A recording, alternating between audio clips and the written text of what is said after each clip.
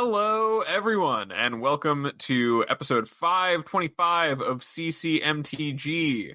I am joined by my beautiful co-host, Heezy. Howdy. And my also beautiful co-host, Mason. Hey, how y'all doing? I'm ready to talk Duskmourn. Yeah, Mason, just so everyone knows, was lobbying for this to be a spooky, scary skeletons episode, but I think we're going to have to save that for another main topic. This is our pick 2 set review for Duskmourn. You know, it's a well-timed release as autumn is in the air. I don't know about you guys, but it was cold and rainy today. And I got to get some of that, a little bit brisk in the air. Yeah, so it's the pick 2 set review for Duskmourn. We're going to be talking about some of the most spooky, scary, and fantastic cards of the set that's coming out. But before that, Spencer, I know you've got some updates for us on the feel goods and the thank yous and all that, so I'll let you do that business. Yeah, every week on the show we like to give a shout out to our patrons. Give a shout out to Eric this week. Eric has joined that $5 tier that gets you access to the Patreon Discord and things like that. It means a lot to us every time we get that, so thank you so much. Shout out to Eric. And then some housekeeping, just untapped.gg. You know, if you're an arena player looking for a way to quickly see what your outs are, you know, really practice that type of playing to your outs mentality, it's really good for that. If you're getting into this new limited set, obviously, you know, Sam Black dropping those tier lists and things like that, as well as I think that the free version gets a certain number of Draftsmith every set as well. So check out the link in the description. It's pretty cool. It's really helpful for learning a new set and just getting as much information as you can to give you a little bit of a head start.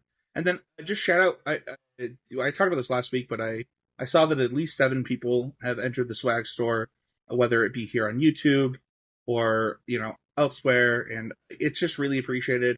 It doesn't give us much of a kick, but like we have things set to as cheap as they will let us set them to sell them continuously without like having to buy like 15 at once to ship them out and still make like a buck on stuff. So thank you everybody who's been doing that. And then just a big thank you. Last week we did something weird and it paid off, where at the beginning of the episode we just gave the information for the power rankings. And I was like, hey, if this is all the information you want, please leave a like and leave it running. And y'all did it. And it was our best performing episode on YouTube since Jesse Rockins episode, almost 100 episodes ago. And it was our best performing Spotify episode ever.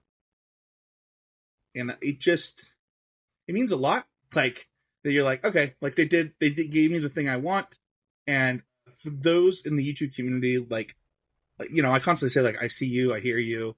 We're trying to make the show better for all mediums, you know, adding the podcast on video form to Spotify for those who like, that's how they prefer their content and stuff like that. Like, we're trying to listen to listeners, and I don't know, just seeing that many likes on a video so quickly was really cool. Yeah, and I mean, you got to look at it this way. The only way to make us even happier is to put more likes on this video, right? Bigger number, better show, better people, better listeners. The community's better if you like us more. It just all makes sense. We're not here to just shill all episode. We do have our pick 2 set review for Duskmourn. For those who are not familiar with pick 2 set review, Mason, as this is your child, your addition to Magic content that probably lives in most immortality, why don't you explain for the listeners at home what the pick 2 set review is? Yeah, so the pick 2 set review is a way of doing a set review. You probably heard other shows do it, and a lot of times, especially a couple of years ago, they would do like kind of top 10 episodes very often, and there'd be a lot of like kind of vague interpretation that you, the listener, would have to do. So like they might say like the number 10 and the number 9. It's like, yeah, this isn't quite here. Or maybe there's some like honorable mentions, or this is a card I kind of just like and I wanted to talk about. So instead of having all that ambiguity, we just have 4 categories, and we each pick 2 cards for those categories.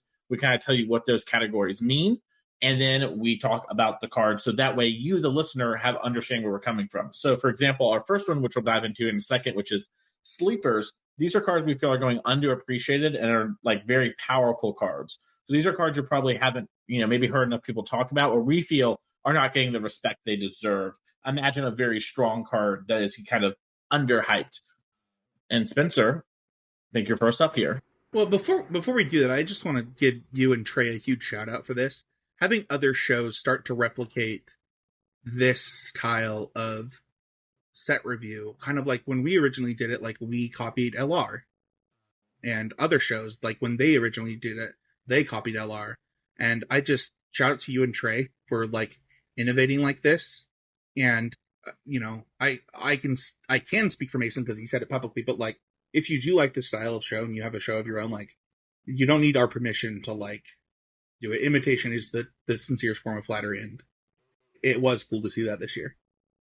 Yeah, so my first sleeper, and sleepers are cards that are, I think Mason, you said underappreciated.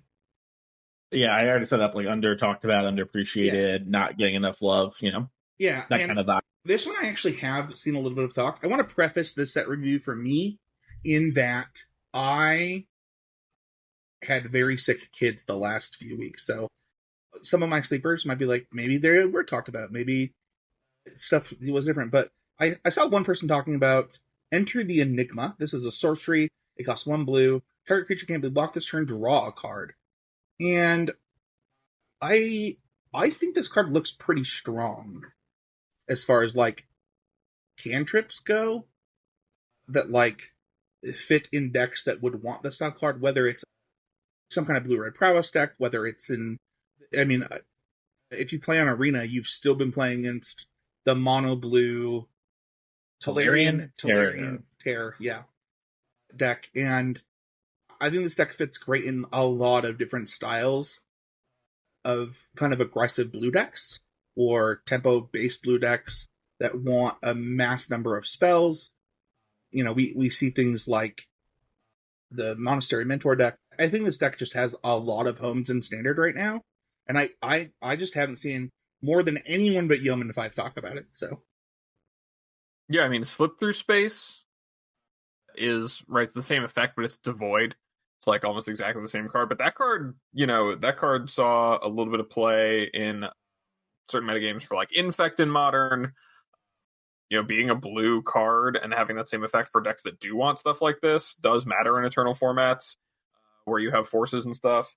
So it definitely has potential. And with all of the different Valiant cards in Bloomburrow, there's like a lot more to this card than just being Slip Through Space is like, oh, well, I can cycle this thing and maybe get the 22 damage in here. It's like, okay, in my blue-red prowess deck, now I'm gonna, maybe get an impulse draw off my challenger, or like, be able to connect with that otter with that ability, or whatever it is in your deck that's going to do that. So definitely has a good positioning to be a role player. Yeah, it seems really nice with like heroic type stuff like Abe was saying. I think like in Standard, it seems like a pretty key place in the Storm Splitter deck. If I understand how Storm Splitter works correctly, since it makes a copy of itself, the copies can't be blocked. So this seems like a pivotal part of like starting your combo in that regard, as well as having just the rule of 8 when it comes to maybe some sort of blue-white heroic deck. Obviously, those decks are mostly about pushing a lot of damage. So, like this is good, but also the mana's bad, but maybe there'll be this weird period of Pioneer where it's worth doing too. So yeah, I think this is like a pretty cool role-playing card. The next card that I have is Untimely Malfunction. This card is 1 in a red. Destroy target artifact. Choose one. Instant. Destroy target artifact. Change the target of a spell or ability with a single target. And 1 or 2 creatures can't block this turn. I think this card passes the Theory of Words super hard as a sideboard card. This to me is like one of the better sideboard cards I've seen in a long time, and other than maybe a Braid, might be like the best Shatter in a long time. I think this card is really good. I can see multiple, like we talked about this during sideboarding like a little while ago, and Mason and I harp on this a lot of like cards that can come in multiple matchups and like make impacts. I think this card does that really easily. I guess my question to you is, what do you want the other modes for? Is it just like you want a shatter that sometimes like misdirects? Like that's kind of where I guess I'm lacking on this because I don't think like it is necessarily bad. It's just very odd to me. I'm kind of interested what you're thinking with it. Yeah, I mean, I think that in specific metagames would be like having a falter that is a destroy target artifact. It can be pretty insane, right? Like, I don't think that right now, especially because I've been playing a ton of mono red this week because I was thinking about some new cards. I don't actually know that Shatter is like that relevant or important right now. So like this might be like one of those, check back in a year or so to see if it makes an impact as a sideboard card. But personally, having lots of modes for a deck like mono red, I don't think that they get this style of card very often, and I can see all of these modes becoming relevant. See, it's funny. I actually think of the card like kind of upside down. Like it reads Destroy Target Artifact first, and I think that most people think of that as like the number one application. But when I think about playing this card, in the same vein of like if I'm doing this Valiant stuff, having a way to, right, if I'm going tall on a creature, make it so my opponent's creatures can't block or protect my creature from a removal spell, and even like 2-for-1 my opponent there against removal heavy decks, while also being this falter effect that could even trigger my own creature's abilities by targeting it. Like that seems like a more powerful use case. Like really the most powerful modes on the card in my mind are like change target is a huge 2-for-1 like possibility in a lot of matchups. And then the other effects of like if my deck is aggressive enough saying, okay, your two things can't block. And then if there is an artifact I care about, I have an answer to that too. I really like this card. Like I was close to putting it to one of my favorites just because I like swerves like as cards. I think they're really They're fun. really fun. And when you get to line one up, it just feels so good. Like it doesn't matter what it is that you do, but like, or gotten limited, you get a combat trick of your opponents onto your creature. Being like, thanks, buddy. Like that's awesome. Yeah. So, there's things you can do with it, but I think it's like really. I was thinking of this in the mono red mirror. For what it's worth. Yeah, it seems like perfect for those kinds of play patterns, right? Like it's about racing and it's about removal spells, and this is like very good at swinging both those axes. And then if there are artifacts you need to kill, it's also still a shatter. Yeah. So them trying to cut down your guy and then killing their bat sounds just like the greatest mode of this card. Sure. Yeah, this being a Valiant enabler and protection spell in red makes sense to me. That's like why it's more appealing. I like the idea of the destroy artifact is the flavor text. That makes sense to me. But Mason, speaking of sleepers within sleepers, what do you got on your table? Yeah, so my first one is Valgavoth Terror Eater. It is 6 black legendary creature, elder demon, flying lifelink ward, sacrifice 3 non-land permanents. Then it has, if a card you didn't control would be put into an opponent's graveyard from anywhere, exile it instead. And then during your turn, you may play cards exiled with Valgavoth. If you cast them this way, pay life equal to its mana value rather than paying the mana cost. It is a 9/9. I like this card specifically for the Pioneer format and with Rakdos's and creativity of transmogrifying and creativity this out. I think this card is just basically better than Atraxa, which is really kind of putting my money where my mouth is. In formats like Pioneer, the cards you're hitting off Atraxa just aren't what they are in the other formats, and you can't deploy them as quickly. And Atraxa is actually surprisingly easy to answer, especially on decks like Phoenix. Like in game ones, they're like, lightning axes and fiery impulses kind of rot in their hand if you can't kill them very quickly. Typically, these decks are a little slow if they don't slam early, and they just kill that card. They would wire it. Killing a Valgavoth, sacrificing 3 non-land permanents, to me reads as pretty close to unkillable, specifically in that format. And his graveyard hate text, I think, is actually incredibly important. From Phoenix to Sack to the Rakdos aggro deck and being unable to hit you with the mouse. Even mono green, not being able to Cavalier and Storm, so much of the wins of that deck are overpowering you with that engine. I just think Valgavoth is just actually an all-star reanimating card for both Standard and Pioneer, but specifically Pioneer. Something I experienced at the PT in Chicago playing Pioneer was that, we were playing I played the Sanctum of All Jeskai creativity control deck, and something that happened in the Rakdos mid-range matchup was that we could get, pretty easily and reliably get an Atrax into play, but protecting it was pretty hard because they could just go for the throat it, and all these removal spells were sitting in their hand a lot of the time. So you need to have like vetoes to be able to kind of protect it. And it was fine if it died because you were a control deck, and drawing like 5 cards off of your creativity was also good. Like getting to refuel and forcing them to take that exchange or have it right then and there was good enough. But this card kind of plays in a different way, kind of like Vein Ripper did, honestly, of like being, you can't get this off the table, and it being on the table is going to be a big problem. And so I think that there's room for both of those to be correct depending on what matters in the metagame. Like, there are ways to exploit Valgavoth as a thing to answer in a way that Atraxa can't, right? You're not getting any immediate value out of the card coming into play, and if they just have like a blot out, it's not nearly as good as Atraxa, where you'll get that whole trigger, which is worth so much. But if it sticks, it is bigger and nastier, and also, kind of takes over the game in its own way, and I think plays better in a lot of the ways that the traditional like Rakdos Transmog decks play, where they have a little bit more removal and are just kind of one for wanting to let their thing pull ahead. Because this plays so well with, okay, I transmogged this into play, and maybe I was holding a Thoughtseize to cast it immediately after and try to get a card.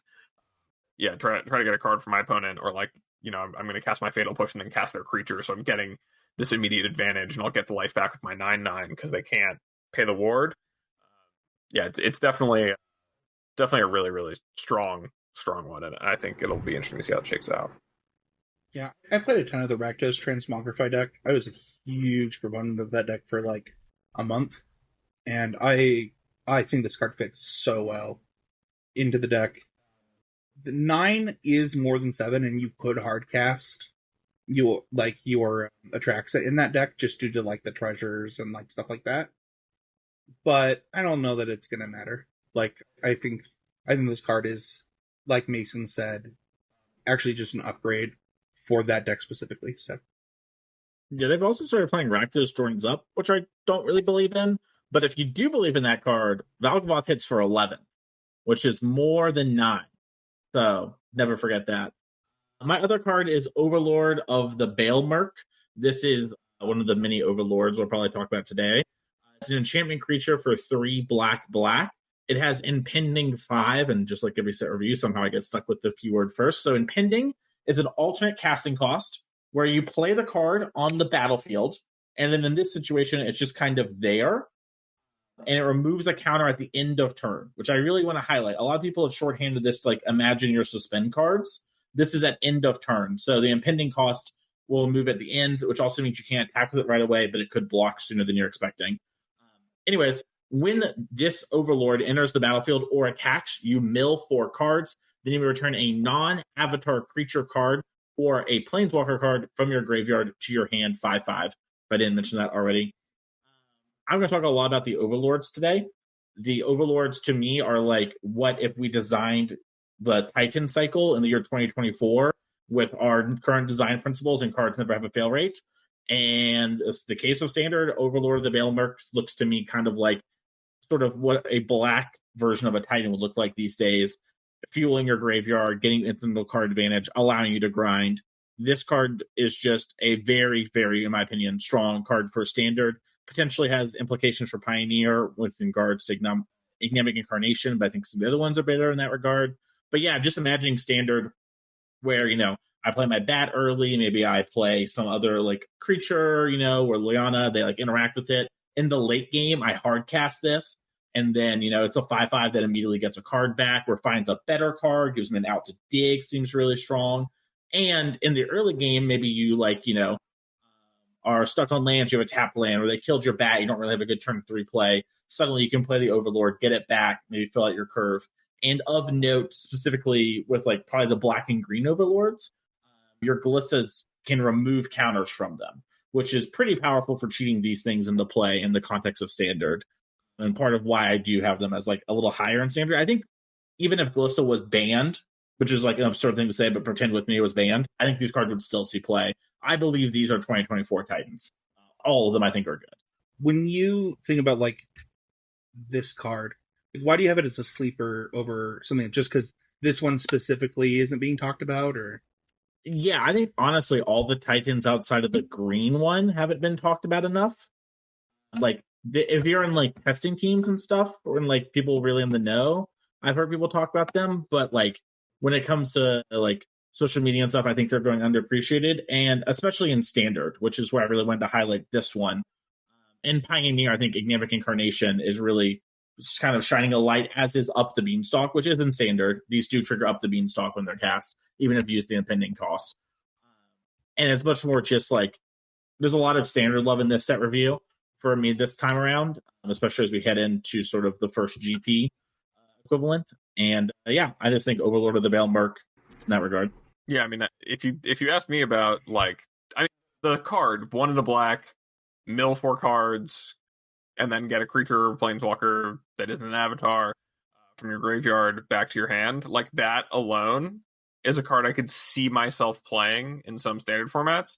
The fact that that ability comes with, okay, and also it's a 5 mana 5/5 enchantment creature that I will eventually get access to when I cast that spell, that's pretty appealing just on the, like, just looking at the impending cost. When you look at it as like, okay, 5 mana 5/5 that immediately is, you know, milling me 4 and gaining me value, even if they, you know, answer it with the turret on the stack, that's pretty good too. So I do really think, and you know, to your point, Mason, I think all of these are really, really fantastic designs that all have a home somewhere and are all really powerful. And I would be surprised if standard was not in some way defined by these being the best thing to do in their colors at a flat rate. Like, as far as a mid-range card, a non-synergistic just rate monster that does things, these are it. And I think when you say like a 2024 Titan, that's really, it shows with these ones for sure. My first sleeper, if we're done talking about some of the best cards in the set, I've got some real banger sleepers, I think. My first one is Shard Mage's Rescue. Now, this is a single white enchantment aura with flash that says enchant creature you control, and as long as Shard Mage's Rescue entered this turn, enchanted creature has hexproof, and the enchanted creature gets +1/+1. So this is like a really, really simple design, but if you look at even the Pioneer card pool, there's not really many cards in white that you can play as kind of Blossoming Defense-esque protection, and like this has been a blue design at like 2 mana in a couple sets, but at single white mana, this slots so well into decks like Heroic in Pioneer that, you know, kind of rely on like God's Willings and things like that to protect their creatures. But this does the add additional points of damage and power to the board, and in a lasting way, while also protecting the creature. And I think that's just a really, really big thing to add to the card pool, especially looking at decks like Heroic with Slickshot, and where Slickshot has been kind of this card that has been at its best where it is protectable. And adding more protection spells in different colors to Slickshot's like repertoire, I think just really increases the range on those. Like, there's a lot of things that you can do and can afford to do in ways you can afford to build your deck that are better when you just, right, if white has access to better things that work better with Slickshot in a given metagame, now you have that tool that maybe, you know, green was supplying for you in another format. So I think this is something that really starts to flesh out the possibilities of some of the other really strong cards that are seeing play in not only standard but also Pioneer and then sometimes Modern. And while this card probably doesn't make it over to that application in Modern, it's probably better if like some sort of other enchantment synergies deck works. This is a really, really efficient protection effect in a very relevant card type and in a very relevant color for it to get that aggressive upgrade. So I think it's a really solid addition. light pause, light pause. All I'm gonna do is boggles you. Yeah, I think that the fact that this is an enchantment rather than anything else is actually a pretty big deal. Like, if it was an instant or sorcery, I think it would actually be worse. Which is, I don't know. How often do you get to say that in Magic the Gathering? That's like not a sentence that's normal. Yeah, we need to put more enchantments in our deck. Yeah. Get my ghost form. You can't kill my next card. Get my ethereal armor. You're dead, idiot. Like You're just excited to have flash enchantment with light pause. This could say literally nothing and just be like single mana flash enchantment. Yeah, the fact that it just gives my creature hexproof is just like, get my ethereal armor, get my audacity, light pause, light pause. I've given them the pause in the video. Light pause still standard legal, or did it rotate? No, it's only Pioneer, but I've been trying this for the RC. Okay. Well, I can tell by all the boxing you're doing that this is like I'm really. giving the pause. I'm really glad that we have video on Spotify now, so that people can watch Mason's workout. Yeah, the light pause aerobics video with Mason. Yeah, we just gotta get him like one of those like diamond boxing things, and just like have him cosplay as Light Paws doing that. There you go. Cosplaying Light Pause, and I qualify for the Pro Tour of my auras. Light. Your next card is really interesting, Abe. Yeah, so my next sleeper is Vengeful Possession. It is 2 and a red for a sorcery. Gain control of target creature until end of turn. Untap it. It gains haste until end of turn. You may discard a card. If you do, draw a card. This is a really innocuous sleeper. I just haven't seen really anyone talking about how it is now the best active treason they've printed. But yeah, this is a really innocuous upgrade, but like Furnace Reigns had previously dethroned. Mark of Mutiny maybe is like the best thing to use as an active treason if you're trying to steal and sacrifice. But this one, it's rather than making a treasure, which is what Furnace Rain does, if you hit their battle or hit the player, then you get this extra bit of material. This just gives you a straight up okay, let's filter your hand a bit and get through things. And I think with Sacrifice and just Cat Oven in general being in a very strong spot, and also a bit more of a combo-y spot, to be honest. The deck with Yigra added into the mix is a lot more of a combo deck on certain sets of its draws, and that means that the ability to see one more card matters more and more and more, especially with a deck that has graveyard value already. So when you're using it as a removal spell with your sacrifice effects, now it's kill your creature, discard a card, draw a card. And that's you look at cards like Volcanic Spite that wind up seeing play in standard decks or in transmog decks and creativity decks as ways to filter their draws towards their things or just filter away the cards they can't afford to have in their hand.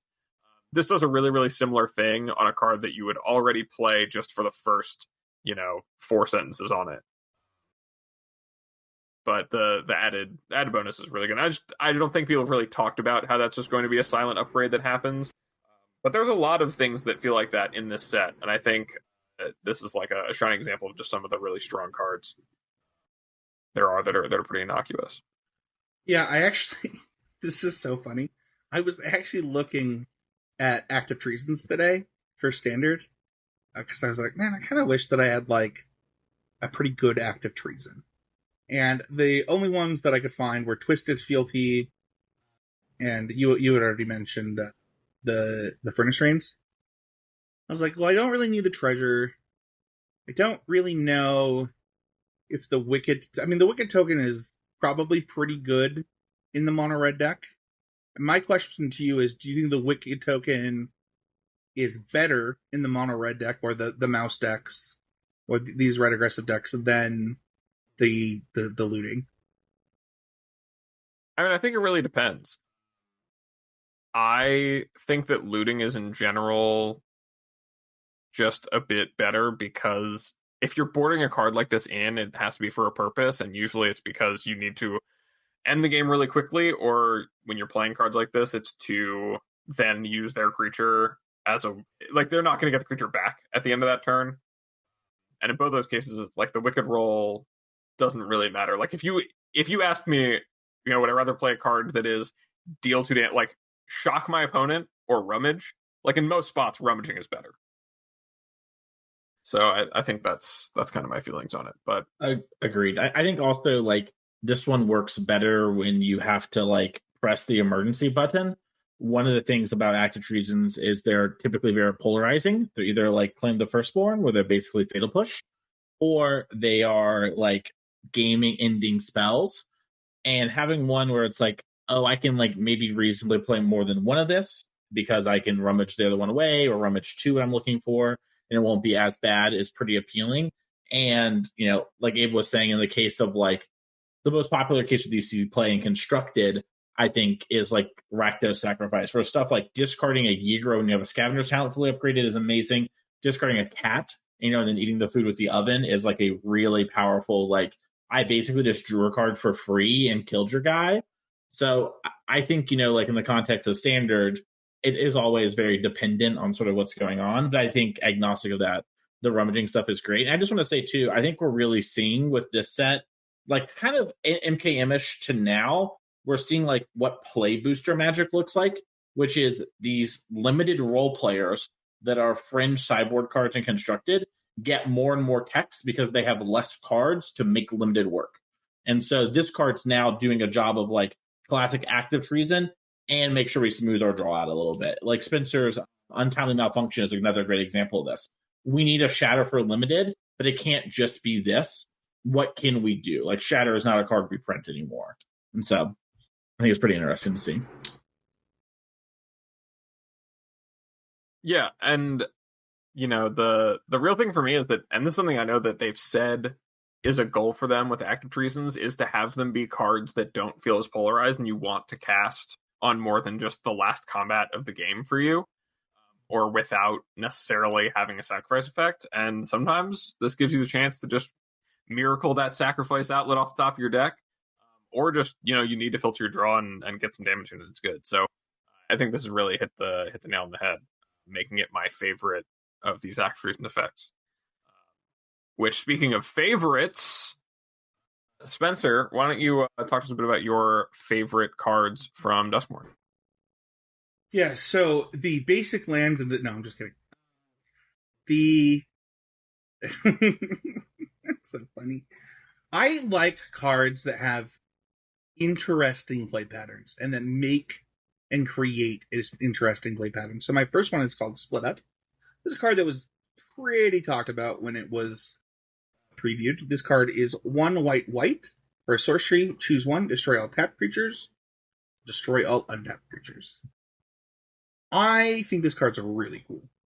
I think that it being a 3-mana wrath that doesn't, punish you for like playing out your spells immediately is a really good power level for a 3-mana wrath. I think that it also lets you just like, in a racing situation of like aggressive mirrors and things like that, it has interesting play patterns. I just find this card really interesting, and I'm glad that it exists, because I say that until I lose to it the first time, but I don't know, I just think it's sweet. It's interesting. I think it is one of the. I mean, I think Temporary Lockdown is contextually better in a lot right now, at least in non-standard formats. I think this card is like really, really strong. Like, I think this card is incredibly pushed. I'm curious how like you and Abe feel about that. But when you mentioned kind of like the right power level, I was like, this feels like Plague Wind. I mean, that's the thing, right? Is that's why it's an interesting power level, is because in some situations it is 3-mana Plague Wind, and then in some but it is about setting up those situations. It kind of reminds me of what was the 4-mana instant wrath for attack? Settle the Wreckage. Settle the Wreckage, where it created like moments where you're like, maybe I should do this differently. And I know that people didn't love Settle the Wreckage, but like I thought it was really sweet, and I think that this card kind of falls into like that vein of like really high power level, makes you think more. I really like that in a Magic card. Yeah, I think this also avoids the Settle the Wreckage thing of like, well, this is a card that completely takes away a player's combat step. which was like probably the most frustrating thing about Settle, whether or not it was like, oh, they got all of my creatures, or they got like the 2 creatures I attacked with. Like, well, I also like this opponent just didn't have to worry about my combat at all this turn. I do think split up means that vehicle stocks rise in general. Like, you don't want to get caught with like the 2 things you just played dying to them choosing untapped. But it is a pretty interesting conundrum of like, how is this card? And even when I thought I've figured out, okay, this card is really strong, or maybe not as strong as I think it is, I am not sure how to evaluate it, and I'm sure that playing with it is really the only way to understand the power level on it in terms of what is and isn't good. But I agree with you, Spencer, that like the texture it adds to the game of thinking through, especially against a deck could have it or could play it, like, do I leave back my Shieldred, or am I attacking with just my Shieldred? Am I sending the team here? Or even if you have it in your deck, am I sending my team into these unblocked, or into the attack, the blockers they're leaving back, so that I can save my like 2 creatures that get through, knowing that they were not going to live if I chose untapped anyway. There's like a lot of things that you have to think about when it comes to navigating around this card and navigating with this card. And I think it's a really fun one, and also the art is really sick. Like, I'm a big fan of that. My next card is Balustrade Worm. Sometimes Abe and I put cards in here that would have been really good in like 2016. Okay? And this is one of those moments. This card is 3 green for a creature worm. It can't be countered. It has trample and haste. It also has Delirium. Return Balustrade Worm from your graveyard to the battlefield with a finality counter. Activate only if there's 4 or more card types in your graveyard, and only as a sorcery. Listen, I think this card has the potential to see like multiple format play. Now, will it? Probably not. But limited standard? That's it, baby. It's got so many words, and then like, I don't know, 5/5's just like a big dude. People who remember Reality Smasher being the big man on campus, this card hits different. This is so much better than Reality Smasher. I don't know that it's better. I don't know.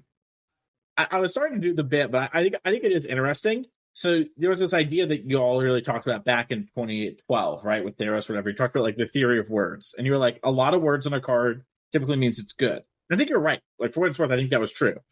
However, in the world where every cards have all the words, yeah. It's the inverse theory of words. Yeah, now it's like they think this is good enough to print with just one line.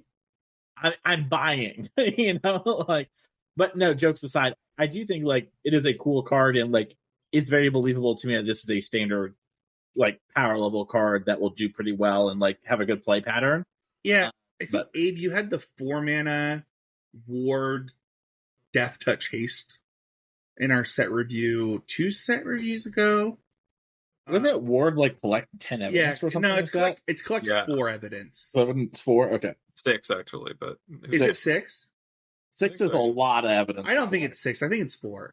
I think I literally just played it the other day. I'm gonna find it. Okay, great. I'll keep talking. Anyway, I think that this card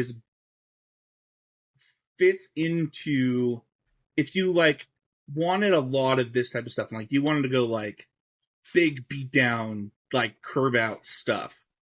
Like, this card is crazy. Collect evidence 4. Yeah. Once Foundations hits and we're out here with Llanowar Elves in our decks. Mason knows already this is going to be the best thing to cast off a Llanowar Elves on turn 4. Unironically though, like I go turn 2 Overlord, we'll talk about later. Then I go this. I don't know. I do think it is like not weak in the context. I don't think that it is either. Like, hold on. I want to be clear. I do think this will see some amount of standard play, even if it's in like this tier 2 mono green or green black or whatever deck. But I also recognize that like this isn't what Magic is anymore, and we have to move on. But it's still one of my favorites. I mean, it's big and fast. It's big and fast and awesome. There's not a lot of better feelings in Magic than attacking with a big haste creature. Mm-hmm. It's like it's about as good as you ever cast a Thundermaw Hellkite? Let's go. I mean, I've done some terrible things for a Bull Ceradon, for a Quake Tusk Boar in Bloomborough Limited. I'll get down. I'll stretch my mana to be able to play a 5/5 with Trample and Haste. Can you print Thundermaw on Standard? You probably could. It'd probably be really good still. It still holds up. I think it'd be good. Right now, would be really strong. That card's an outlier for sure. Yeah, that's a 2010 card. 2010, they really dropped that in on the DeLorean. They were like, that's like a real someone stepped on a butterfly and we got a 2030 card. Or it was like, oh god, we made Lingering Souls. What do we do about it? And they were like, I got it. We just need to call the future play designers and be like, what's up? Yeah, the people that brought you Nadu comes. Anyways, Mason, you're up next. My first one is the Leyline of Mutation. This is the new green Leyline. It's 2 GG for an enchantment. It has the Leyline text.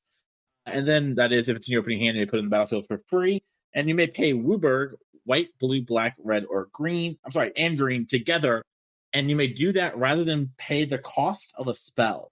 When it comes to favorites, this is just a really cool card, in my opinion. I don't know exactly what I want to do with that Wooburg, but even just thinking about something like, combine this with Leyline of the Guild Pact, then I have like access to Wooburg. I can maybe play something like Valgavoth, we talked about in Standard's really cool. Maybe there's like some I win the game combo. Omniscience, I believe, is a card we know is in Foundations. That's a really cool one to put into play with this. And then also, I have heard people say I would play Leyline of Abundance in my mono green deck if it was just GG, no tax with Bet the Leyline. I have heard many mono green players say this. So I am very curious, mono green players. Will you go up to like more Leylines? Obviously, Leyline of the Guild Pact is basically that for 4G, which is double. I'm curious to see what happens with this card. I think it's just cool. I already have tried so many of the like Golos plus Cascading Cataracts plus like there is definitely a world in which you're like, this card could see play. I mean, listen, Fist of Suns is a real appealing Magic card. It's cool to think about the things you can cast for, Wooburg less. The problem is that, like, putting that card into play is a big liability, but if it starts with it in play, and it means that, like, your big haymakers are going to cost that much less, it's pretty cool. I think typically the problem is the big haymakers are, like, not great to put into most decks. But they're like cascading cataracts is a pretty good point, especially if you're like, I mean, even if you're looking at playing it in mono green with Leyline of the Guild Pact already, your sideboard like Emrakul or whatever, like maybe that becomes a mainboard plan to like really take care of the top of something. You just need to find a reason to want to do that in Constructed to do it, but regardless, it is a super, super sick card.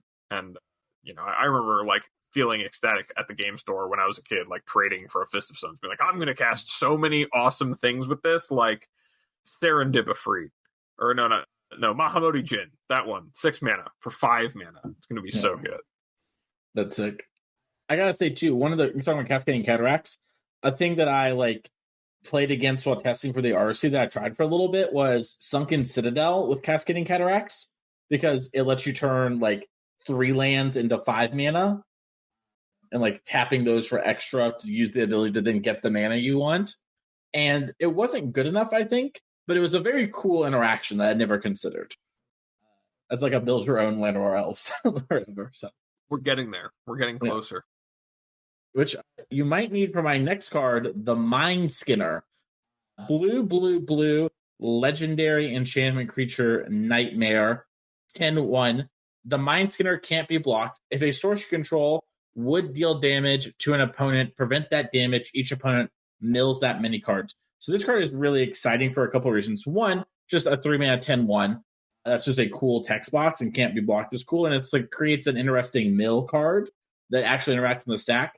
The really cool part of this card is how do you actually stop if a source would deal damage to an opponent, prevent that and mill. And with the card Insult Injury, which is a Pioneer card, basically, it's an aftermath card, so you cast the back half from the graveyard. But the front half is damage can't be prevented this turn, double damage. So it's like a really cool, like, I played this, and then I attack, and after, but before damage, I insult you. You take 20, you lose. is a really cool and aspirational card. And I just love the Mind Skinner. I guarantee you was not considered with the card Insult Injury and Pioneer when being designed. They just thought, what's a cool thing you can do with this card? Those are some of my favorite designs. And now we get to kind of talk about it here. And it's just a cool card. So, yeah, I mean, flinging this thing. Mm-hmm. 10 power for 3 mana is a lot of power. Got not a lot of mana. Yeah, you just gotta copy it. Yeah, you got Vanek your Thud. Thud's a Pioneer All-Star right now. So yeah, you know. I mean, creature Thud. Mm-hmm. Yeah, Callous Sword, I believe is its name. But yeah, that's cool. Dress down. Mm-hmm. Oh, you think you're gonna mill 10? No. I'll draw a card. Spencer was being a bit of a parade rainer while holding up the Mind Skinner Lava Dart while you're reading that card text. Yeah, you're really worried about the mod. You're like, no. I got this covered to try to play it in Modern. I was just kidding. I do have a question, and Abe, I want you to not respond. Mason, do you know what a scorigami is? Yeah, it's a scroll origami. No, it's not. No, you're wrong. Hey, why don't you take it away? What is a scorigami? A scorigami is a unique ending score of a football game. Yeah. So I think you're both wrong. So Spencer, why are we talking about this? So in Magic, for a long time during GPs, or just any event, you would post your record in the form of a Magic card. And let me tell you that this is the first ever 10-1 in the history of Magic. Mm-hmm. That's dope. We did it. We're working our way up to being able to post the whole record. Every record will soon be possible. Now, my towering Altasaur, you better look out, man. I'm coming. I thought that was cool. I don't know. No, I mean, I think that anytime they get to print, and I know they like to be able to print the text boxes like that with just some sweet numbery action. Anyway, my first of my favorites is the Jolly Balloon Man. Now, the Jolly Balloon Man is a 1 white-red legendary creature, human clown, with haste. And it has the ability 1 tap, create a token that's a copy of another target creature you control, except it's a 1/1 red balloon creature, in addition to its other colors and types, and has flying and haste. And then you sacrifice that token at the beginning of the next end step. And you can only activate this as a sorcery. This is not Fable the Mirror Breaker, but it is very powerful and also very fun. I like the art is really absurd and weird and cool, and I love the song 99 Red Balloons. And yeah, I don't know. I like the backside of Fable a lot when it's not Splinter Twin, and even when you're not using instant speed. I just think it's a really fun effect, and so to get that on like a card that is probably a little more fair and a little more balanced is just cool, and I hope I get to play with it. So this is probably I'm not being a downer. Like, this is the least excited I've been for a standard legal set probably in my entire time playing Magic. Like, I am not into the 90s and 80s horror tropes. I both don't enjoy the genre, and like also like our for example, like our former co-host Trey, like, made a horror film, and I still haven't seen it because like I'm not into that genre. I have seen it, and I did get this reference. So woo! I don't know. I think that it's cool when you learn from the mistakes of another card and then print a card and it's like, okay, this is probably how this should have gone. So I think that's cool. And I mean, realistically, the ability is so good that if it is good in your deck, having this just be a hasty access to that effect is really good. And it's a creature that's pretty hard to kill on its own. It's a 1/4. and it just starts creating value and dinking your opponent for 1. Yeah, It's sick. the fact I'm that this jolly is about like it. a really cool 4-mana play is like kind of sweet. My other favorite card from the set is Doomsday Excruciator, which is 6 black mana. So it's black, black, black, black, black, black for a 6/6 flying demon that says when it enters, if it was cast, each player exiles all but the bottom 6 cards of their library face down. And then at the beginning of your upkeep, draw a card. So this is, I love this for many reasons. It's a sick callback to Doomsday, the card. It is a sick effect if it ever gets used. Like cards like Inverter of Truth. Obviously, for people who remember Pioneer at that time, like Inverter was a random mythic rare that was just kind of cool that wound up warping Pioneer around it once Thassa's Oracle was printed, and led to some really, really sweet gameplay. I think that Doomsday Excruciator does some similar stuff if it ever has potential to do similar stuff, if there's ever a reason to do it. If it's just a reanimator target, that's also really cool. Just a 6/6 flyer that, sure, it didn't exile people's decks, but now you're drawing an extra card every turn. It's quad black. There's just a lot of things that are really appealing to me about the card, and I think that the games that start to come down to really weird things like, okay, we both have 6 cards in our library, let's play, are really, really fun and cool to think about, and so I really like this card a lot. My favorite part about this card is that there are people that did not call these pips, and like the internet like exploded for like 14 hours learning that. I don't know. I've always called them pips because I've been friends with people that worked at Wizards, I guess. I don't know. I don't know where pips was a Theros thing. That's what I'm saying. Like, I've called them this forever, and like people didn't know. I think this card is sweet for what it's worth. A 6-mana 6/6 that costs 6 black. That's cool. Yeah. The Mark of the Devil, blah blah, all that. Yeah, this card's super cool though. I really like this card. They preemptive, in the words of Yo-Man, they ruined my fun preemptively. Where I can't cheat it into play and get my deck exiled. Which normally I am down for, like having it be like, you gotta work for it. But I don't know. I just think this card's really cool. And I want to do stuff with it. But like, if you have this in your cube, I'm probably a Mark or whatever. I'll try and play it. I'm excited to see what Spike tries to do with this in like Modern with Cabal Coffers. Like, he loves playing that deck. Like, maybe he'll figure out some cool Thassa's Oracle combo or something with Karn that you can wish for that combos with this that no one knew about. Just gotta bring back really Inverter. Just put Thassa's Oracle and Jace and Urborg, just 4 Urborgs in our Pioneer mana base. That way we can cast this and then you play Drown of the Moon to fix your mana. Once you've got all the black, then you get all the blue. Right. Yeah. Right. Yeah. Oh my god. So as much as I was hopeful for the demon, this is not actually one of my hopefuls, which is a category of cards that we are hopeful for to see play and we want to see succeed now that they're out of the box. And so Spencer, you've got a couple for us. What are you hopeful for out of Duskmourn? Let me bring y'all back to a simpler time in Magic, where there was a 1 blue counter target instant sorcery and make a 2/2 flying swan for your opponent. The reason that this is important is I actually top-aided an SCG IQ with a deck with this card in it from somebody else. And the person I got it from, Jonathan Job, former SCG grinder, thought that you made your own 2/2. Like, he thought it was like the best card ever printed.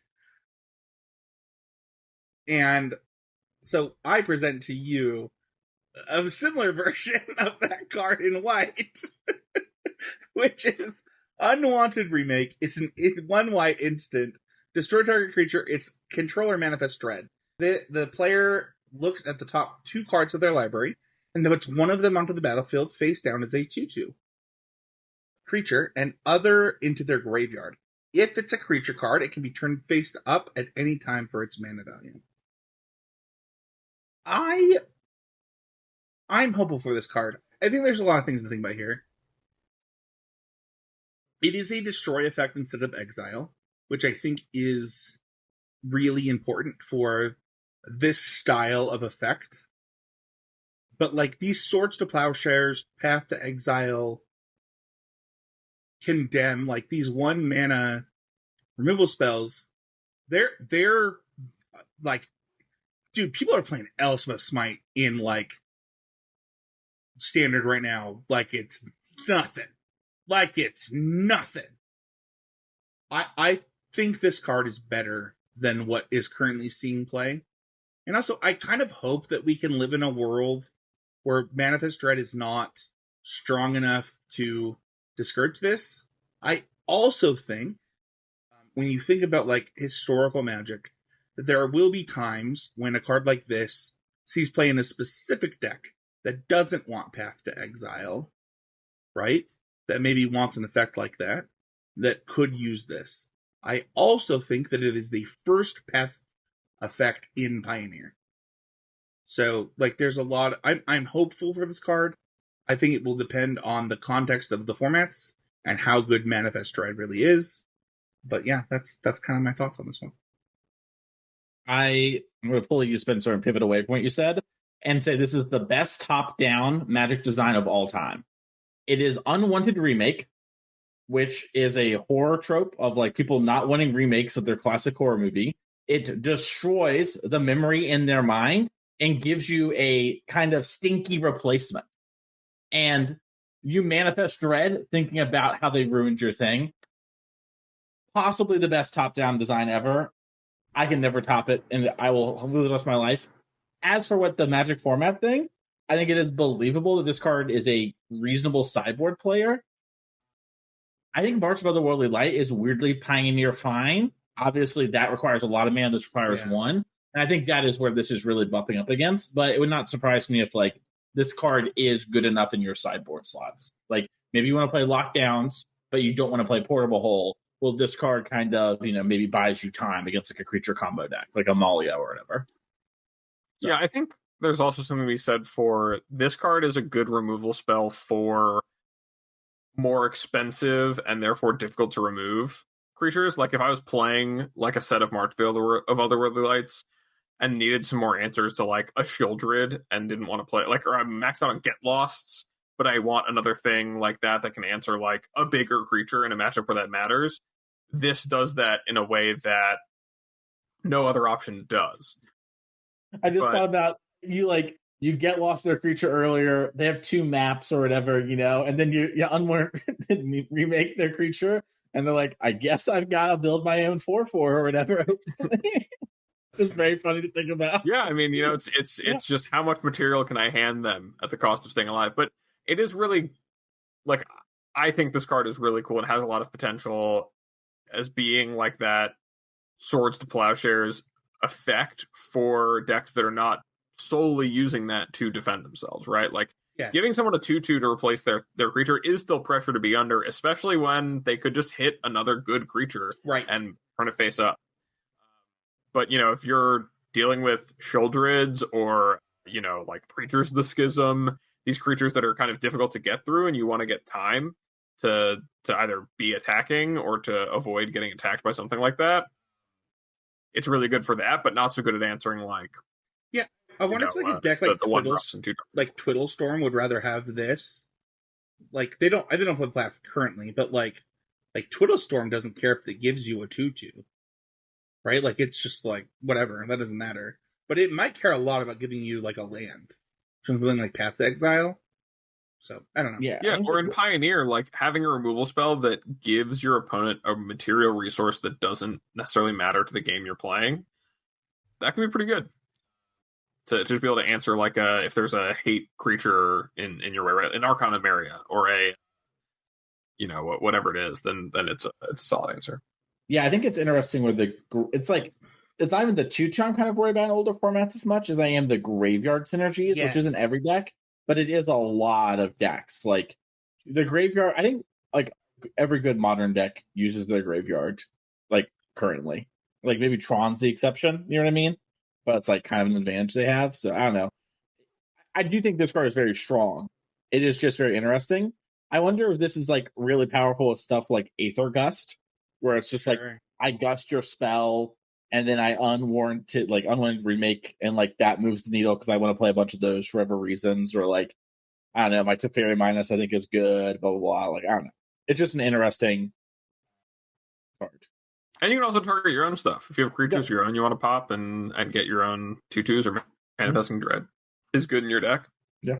It's a cheap way to do it with like a useless creature or something that's not doing anything for you. So Well, let's talk about the card that's going to make the most expensive token maybe ever. This is Overlord of the Hauntwoods. Mason and I are going to tag team this one because I have it in a hopeful and Mason has it in a hit. So I'll read it, Mason, and then you can give your thoughts first. We have 3/3 green enchantment creature Avatar Horror impending for 1 green. Mason already mentioned what impending does, so just remember that those come off of the end step. Whenever Overlord of the Hauntwoods enters or attacks, create a tap colorless land token. That's weird. Named everywhere that is every basic land type. Mason, what in the world is this card? I think it's probably actually better for you to talk first. Like, why? I'm curious why this is in your hopefuls, because I think it's my conversation is really going to derail us into like metagamey stuff. You know what I mean? Yeah, that's a good question. It's in my hopefuls because I want to live in a world where this is a good cultivate. Like, if this card doesn't see play, I don't know if Magic's the game for me. Like, I think this card is crazy. Like, you kind of said it in our Patreon Discord where you're like, I think you compare this card to Primeval Titan. And I was like... Every Overlord is a Titan. Yeah, and I was like, I mean... that's like a big comparison, but like, in all honesty, if you think about... There's so many formats, too. If you think about the ability that this card has, it is... Like, if this card is not good, I don't understand Magic, and I can't live in that world. So that's why it's in my hopefuls. Sure. Yeah, so I mean, I think it's probably worth taking a second here. I said it with so this is in my hits, which is our next section, which is cards I think are going to make big impact, and this is our one overlap, so we're just going to talk about it now really quick as well. I expect this to be a hit in Standard and to some extent Pioneer. The current Pioneer format might be a tad too aggressive for it, but we'll talk about that maybe in a minute here. But I basically think, and I said it earlier, these are 2024 versions of Titans. And what I mean by that is cards that never really have a fail rate. Like Titans before, the thing was 6 mana here to get to them. They don't really make cards like that with fail rates anymore. And the Overlords have all their impending costs as a buyout that typically helps them function with each other, like, I'm sorry, with themselves. So like this one gets you the next one, just like, the black one's the only one that like doesn't really go infinite. Anyways, and in fact, I expect the black one was too strong, and thus they added the non-avatar clause. But Overlord of the Hauntwoods, the Everywhere token just immediately turns on Domain, which I believe to be very big for Standard. Like having your Leyline Binding be a thing that's like just immediately on and enabled is very huge. And this thing is just a fairly large body. And I have no real qualms like going turn 1 elf, turn 2 this, turn 3 like non-impending version, and just legend rolling away my impended one and being like, who cares, whatever. It generates a ton of resources, and Primeval Titan is a good example of one of those cards we joked about Thundermaw Hellkite earlier. Primeval Titan is like a 20-30 card. It is just probably too good at what it does. The fact it's like still a card in formats like Modern is, I think, evident of that to some extent. And this card just, in Standard, I cannot imagine a world where it's just like, they design cards now where you always want resources. Cards never fall off. You'll always have something to do with your cards. This card fixes your mana issues and is just incredibly powerful. Like a 6/5 is just a good stat line. And in fact, I heard some people say, like, it's funny to say that it's only a 6/5 that like makes you a land. I feel like I want more these days. But kind of per our theory of words, they thought this was a green mythic. They thought it was appealing and good enough just as is, and I am inclined to agree. So, yeah, I mean, I'm I'm hesitant to talk about how good I think this card actually is, because, like, I have been burned by ramp cards that I thought were good in the past. But, like, I would be legitimately surprised if this card was not both playable and, like, format defining. Yeah, how many ramp cards are also the win condition in your deck? Yeah, if you like have voice just, clear. it's unbelievable. And, you know, you talk about how Lana Warriors is coming into standard. I don't even know that matters. Like, I think this card is good, like, Impending 4 is, like, just not that many to be able to... Abe, I think, Abe, you and I did the episode on, like, ramp archetypes, which you can check out the archetype series. This is, like, as Mason said, like, you have your win condition acting as your ramp spell. It's so much. It's definitely something. It also calls back to "Everywhere" by Michelle Brandt, which is a fantastic song from the early 2000s that everyone should listen to. It's just an absolute banger. Wait, hold on. You prefer that one to the yellow card version? Yeah. Oh, interesting. I do. I'm a man of the classics. That was mine and my wife's, like, song. You remember back in the day, you used to have songs with your partner? That was, like, our first song. Anyway, keep going. Gotta have... If you're out there, if you're a listener out there, this is real life advice. If you don't have a song with your partner, get on that. Having a song with your partner... That was our first song. We have lots of songs now, but... like, no, I'm saying, but, like, you say used to? Like, are people not doing that anymore? If no one's doing that... I don't... Abe, I've been married for so long. I have no idea what people... Mason, what's your song with Niall? You don't have to answer that. Who does that? That's what old people do. Dude, oh my god, the Zoomers are not okay. Don't be like Mason. Yeah, no, this card is, like, actively really good. And I think that, like, even just the analog to Topiary Stomper from the in standard and the domain builds of last format, of, like, okay, there's a 3-mana thing I can play that helps me get domain, helps me ramp, and then it is worth something a little bit later. And that had a nut draw with, like, Stomper and the battle that was very strong. But even without the battle, like, the Stomper was good and it did its job and it was effective. And this card does that and is also, like, even if this is a 5-mana 6/5 that immediately ramps you, like, that's not that hard to imagine accomplishing if you have other ramp spells in your deck too. Or if you don't have any other ramp spells and you're kind of a 5-color mid-rangey deck, this is something you can play on turn 3, Sunfall on turn 5, and then have be active. There are other ramp decks in Standard. I know that we're talking about Domain, but it's actually not even the best performing ramp deck in Standard.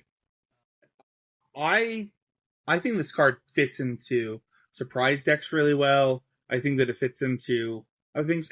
And in all honesty, I think this card is, like, better than this is Pilgrimage to maybe push other ramp decks in other formats. Like Mason said, 3 mana is so much. Like, it's just, like, a lot. But I don't know. We could see. Yeah, I think the only thing for me about it, as far as why I keep talking about Domain, is that the Everywhere token being a land with all basic land types, with triomes and, like, from Capenna leaving the format, that has felt like a bit of a hard void to cross, like a bit of a hard ask of decks and their mana bases to be able to field all of the land types they need. But with the new cycle of lands in the set, which are all absolutely hits that I don't think we're going to talk about on this episode, but are, like, that cycle of 5 rare lands is like some absolute amazing upgrades to lands that were already quite good. But this allows a lot more of your mana and turns on a lot more of your synergistic cards if you are playing domain things or you are trying to splash multiple pieces of things in a way that is really, really unique. And I think that's why it naturally comes to mind. Yeah, it's very, and, like, I think even, like, Pioneer, I mentioned at the start of this too, like, this card, I mean, all the Overlords trigger up to Beanstalk, which is pretty good. And just also for Agnamic Incarnation, it is a 5-drop. I've got a lot of pushback from people saying that it currently doesn't play 6s. And that's crazy. I don't know if people know this. You can actually change your deck at any time. You can take cards out of it, and you can put new cards in. Mason, I don't know if you knew this. The deck didn't actually play sevens until Land Binding came out. I don't know if you knew that. I didn't want to bring it up because I thought it would be kind of like taboo to mention like what it was like before they transitioned to be a binding deck. I didn't want to do that. But, I think personally, I'm with you, Abe. And it's not like, also, we're going to talk about the red one because that's my other hit. We'll get to it eventually. We still talk about more hopefuls, and maybe we'll circle back to this a little bit. But there's just a lot of good 6-drops in Pioneer. Like, Dromica is a messed up card. Bonnie Paul is a good card, which this works with because these are land tokens. This card is just Can I tell you that I've never beaten a Dromica in Pioneer? 100% of the time that it has been in play, I have lost the game. Yeah, I don't know. And people are just like, well, what 6 am I going to jump to? It's like, I don't know, pick one. There's a lot of good ones. Maybe pick the other ones. Recently? I have. Yeah. What if you just put the other mythics in the set in your deck, and they were also removal spells? We'll talk about that later. Can I ask you a question? I feel like we made a mistake here. I can't believe that we put a card with hope in the name in hopefuls. Feels too easy. That was a bad transition. I know you want the show to move on. You're better than that, Spencer. I believe in you. My first hopeful is Leyline of the Hope. It is 2 white for an enchantment. It has the Leyline text again. And then it has, if you would gain life, you gain that much life +1 instead. And then as long as you have at least 7 life more than your starting life total, creatures you control get +2/+2. So this almost made my favorites because I just do like those Johnny Pride Mate type decks. I think they're quite cool and fun typically. And I think there's something potentially to that. But just in general, the Angels deck is a deck that has flirted with playing Nykthos in the past and didn't really have things that can enable it. So this is a good white leyline for that. And that is a deck that gains a lot of life and actually cares about gaining 5 life for some of its cards. And it has a lot of easy ways to gain 4 life.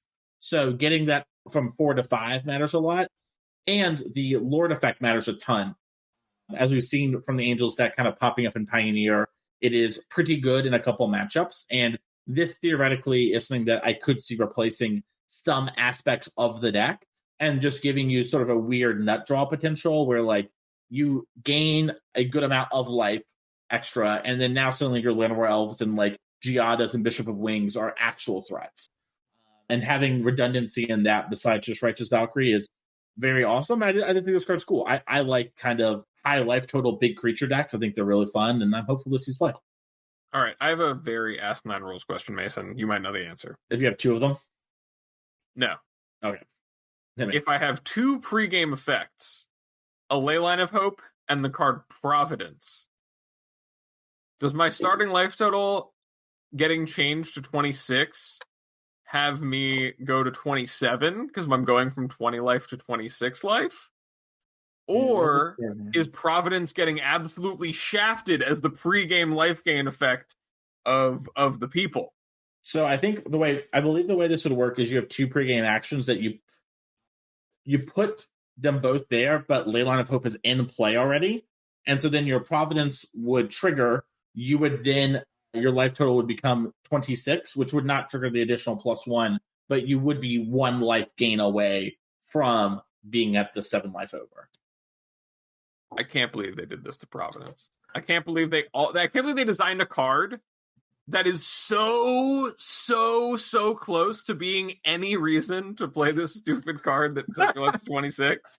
It's like they're teasing me. It's like they're actually trying to physically hurt the card Providence, it's kicking it while it's down. That's all I'm saying. Yeah, it really is down. Should we talk about the next card? Yeah, the Wandering Rescuer is my other card. This is 3 white for a legendary creature, Human Samurai Noble with Flash and Convoke. It has double strike, and other tap creatures you control have hexproof.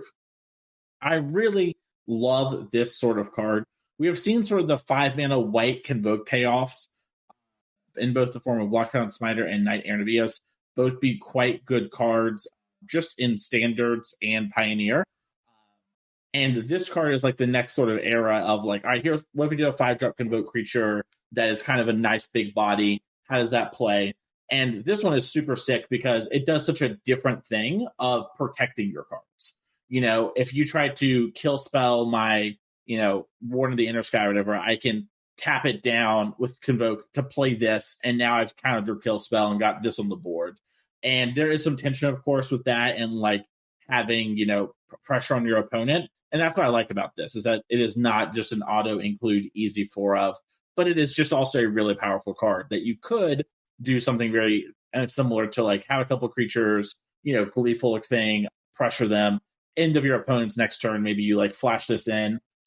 Maybe you hold up to make them play around it because you want them to not use their mana.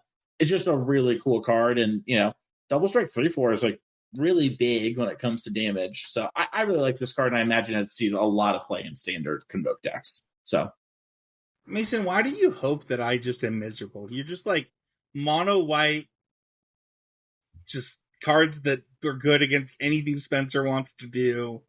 Now I'm just kidding. This card is sweet. Like, it's so cool. This is the type of thing that would like if you consider yourself like a control player or like a mid-range player, like this is the type of card that should pull you into like trying new archetypes and like really figuring out like what you want and what these decks are about, because it's really powerful, and also it probably creates really fun and interesting play patterns, and I think that that's a really cool one card. Yeah, I think also it's worth noting that, like, naturally, I think just because of the strength of the Convoke decks in recent, like, I guess in the last year, really, that it's natural to feel like, oh yeah, like powering this out with a bunch of tokens really fast is the best thing to do with it. But I love this card because it's not a card that necessarily makes sense to power out quickly. Like, sure, you could cast it really fast and have a 3/4 double strike, and that feels good. But of all the things to do with it, it's almost better to maybe only Convoke it off of 1 or 2 creatures, or like sometimes even just cast it for full cost, because you're trying to cast it in the right spot. Even though you could cast it really quickly, it's almost better if you're able to maneuver it and time it to be perfect.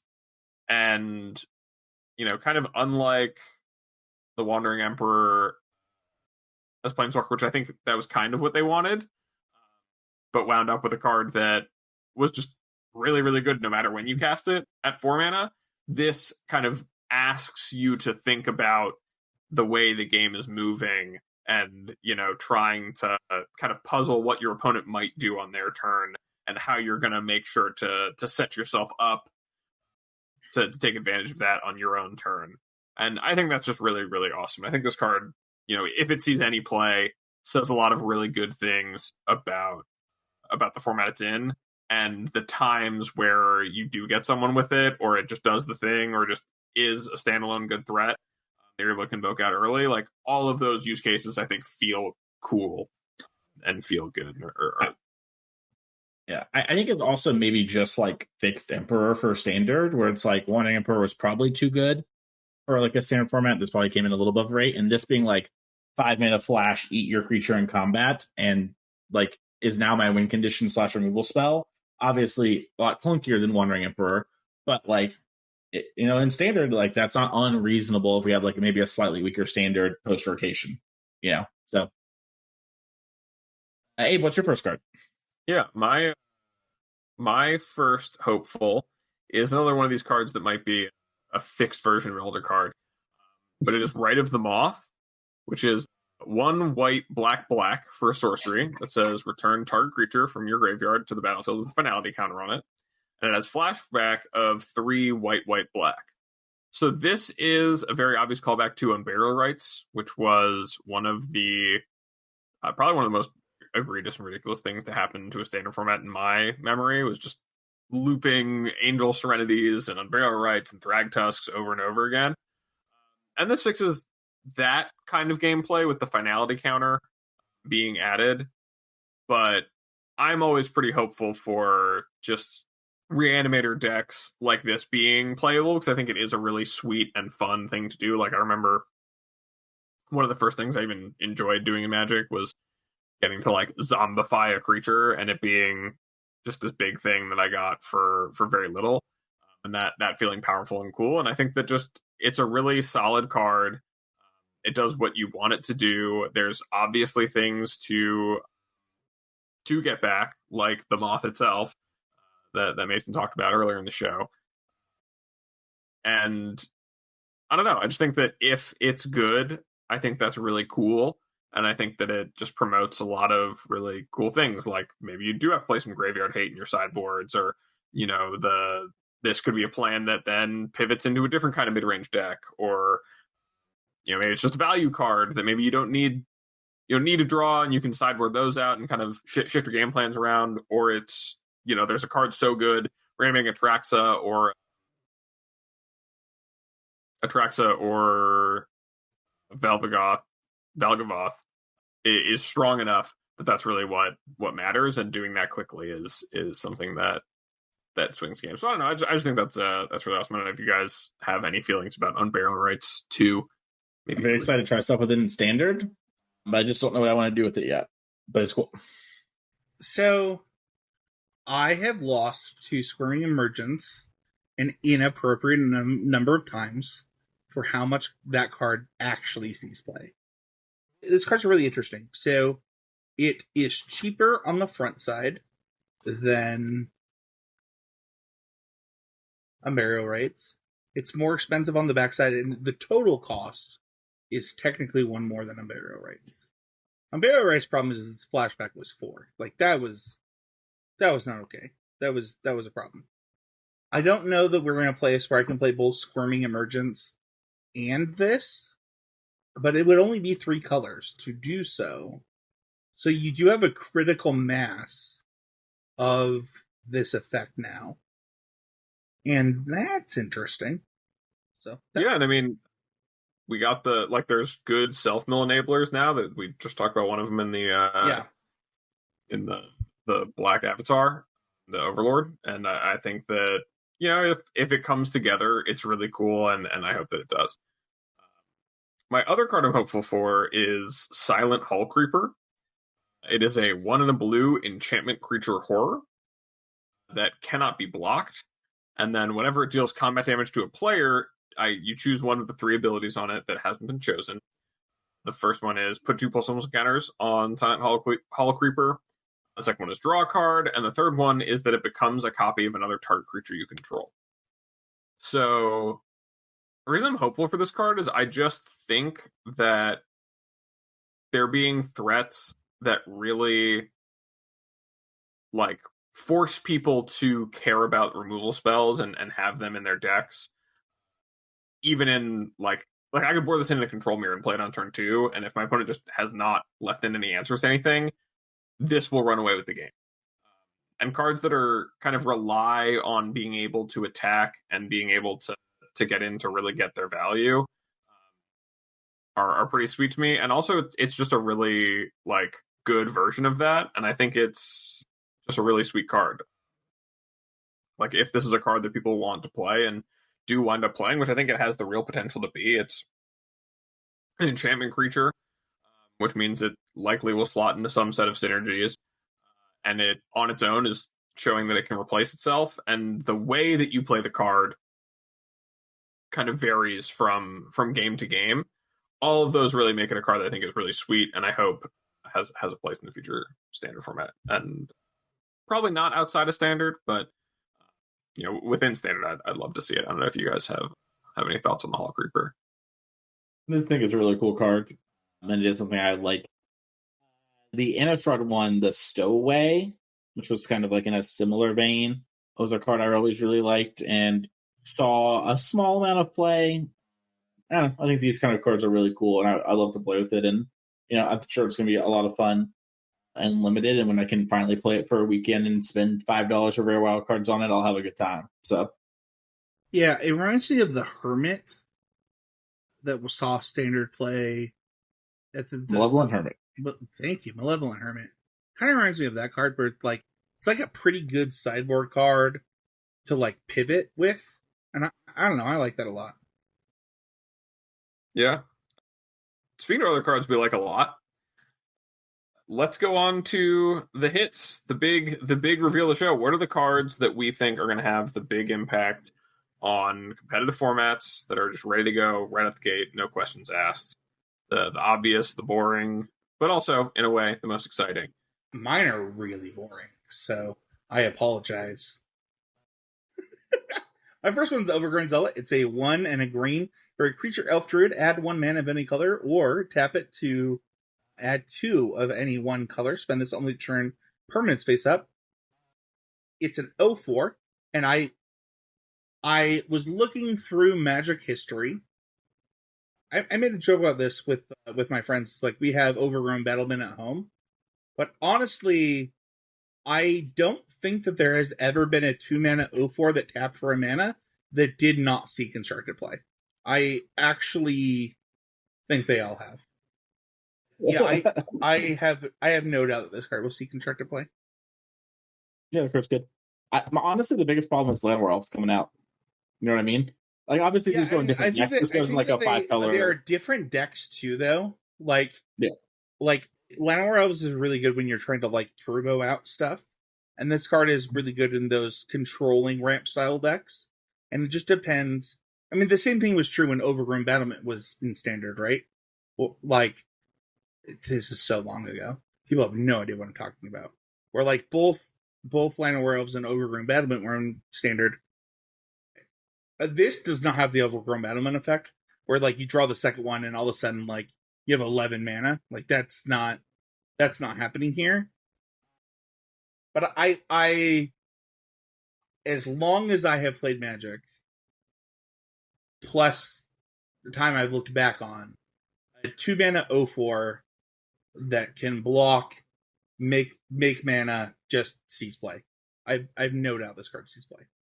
I think the only thing I could see that might make this card not land as high as I think it has potential to would be that I think since the last time we saw a card like this, like Fatal Push and Cut Down have kind of entered the world as single black answers to high toughness creatures. Yep. In a way that, like, in the formats talking about like Overgrown Battlement, because I talking about things no one's going to know anything about. You know, for anyone who didn't play Magic in 2010, I'm sorry that you didn't know this.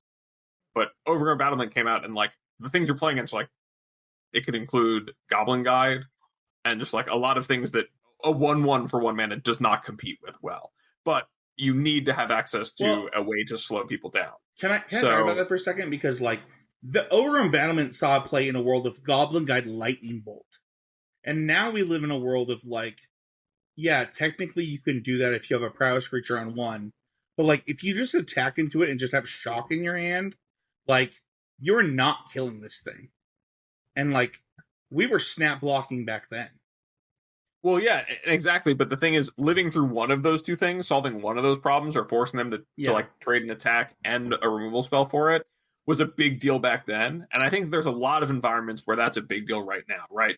If Cut Down, or in the matchups where you're playing against Cut Down, maybe it doesn't matter so much that you have the 0/4 and you're ramping as much, because there might be a slower deck in the first place. It really depends how that shakes out. But I think that overall, like 0/4 that advances your game plan, like Sylvan Caryatid is a card that still sees play because it is an unkillable way to access all of your colors and get yourself a mana ahead guaranteed on turn 2. And this has a lot of the makings of a card like that. My next one is Pyroclasm. It's a reprint. It's crazy to me how long it's been since this card has been printed. I was like, it's not legal in Pioneer, as Mason has informed me, and I said, and it will be now, because Pyroclasm is 1 and a red for a sorcery. Deal 2 damage to each creature. Dude, I've played so many Whip Flares, Pyroclasms. I've done this. It's not clear to me, as Mason, I think, said when he informed me that this card was entering Standard and Pioneer, whether Brotherhood's End or the other of the 3 mana effects might be better than this card. But the fact that it exists changes those formats. Like, and it's just that simple. It's the most efficient way to deal with go wide decks. And there's no debating that or anything. Like, this now exists and is now an option that people have.